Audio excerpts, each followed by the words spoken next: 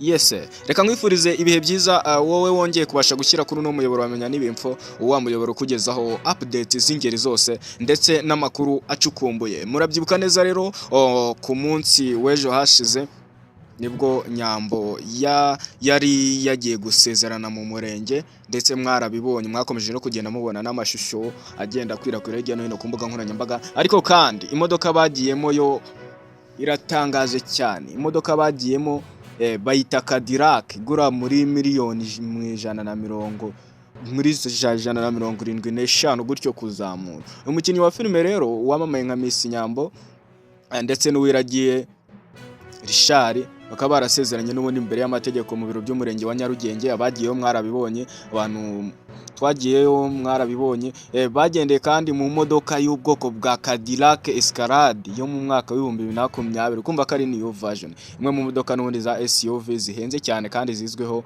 ubudahangarwa, ubwiza ndetse n'ikoranabuhanga rigezweho. Ndagira ngo rero untize amatwi yawe nkusobanurire imodoka bagiyemo kujya wumva ukuntu aba bantu bafite amafaranga. Noneho ikintu gitangaje, Nyambo bamutereye ivi ku wa 4 w'icyumweru cyashize, ku wundi wa 4 bahita bajya mu murenge. Ese ibyo bintu nta kintu mwumvamo? Ese nta kintu mwumvamo? Ese ntago twaba tugiye kubura umukinnyi wacu wa filime wadukiniraga filime nziza twe twarakunze hano mu Rwanda akaba agiye kwibera muri Australia?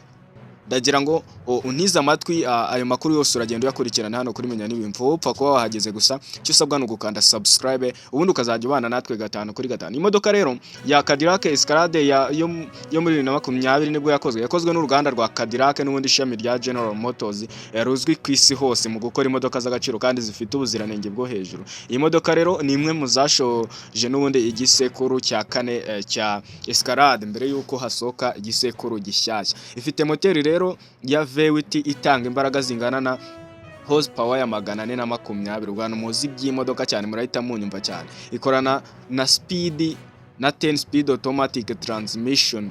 Ubwo n'uburyo bwose imodoka igenda ikoramo, uburyo bwo buyifasha mu kugenda neza kandi mu mihanda itandukanye, ikagira n'umuvuduko uri hejuru ndetse ikanatanga ituze mu rugendo. Umuntu urimo imbere nta kintu na kimwe aba yumva rwose ameze nk'uyicariye mu nzu iwe. Mu bijyanye n'ikoranabuhanga, Cadillac Escalade yakozwe muri 2020 ifite touch screen nini ikoreshwa mu kugenzura ibikorwa bitandukanye by'imodoka, navigation system ifasha mu kwerekana inzira, Apple CarPlay, Android,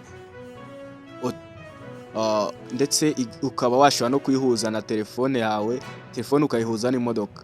Ifite Wi-Fi, hotspot, byose ubundi ni telefone. Ifite premium sound, ni ntuza ni imodoka ushobora guhuza na telefone yawe.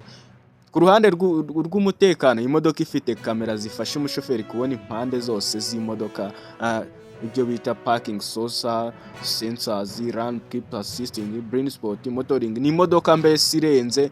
Ni mu gihe ubwo yasokaga n'ubundi 2020 Cadillac yari ifite igiciro cyahereye ku madolari ya Amerika 76,000, mu gihe version yayo iri hejuru premium luxury na platinum zarenzaga 95 by'idolari ku isoko. Rero mu Rwanda bitewe n'imisoro n'ikiguzi cyo kuyitumiza ishobora kugurwa amafaranga arenga miliyoni 175.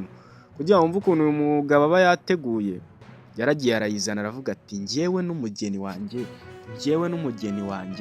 tugomba kugenda bro, tugomba kugenda muri Cadillac. Ubwo rero igiko cyamaje kuba kiba, ariko ndaje nkuhereza amakuru 5 kuri 5. Ese Nyambo aramutse asanze nk'imitungo yose y'uyu mugabo yanditse kuri nyina yabyifata mate? Icyo ni ikibazo nawe ushobora kuba uri kwibaza. Ndagira ngo ukande subscribe. Abantu mufite impungenge ko Nyambo ashobora kuba agiye kwigira muri Australia, namwe rwose amakuru turaje tuyabashakire 5 kuri 5. Ndagushimiye twabanye. Ciao ciao.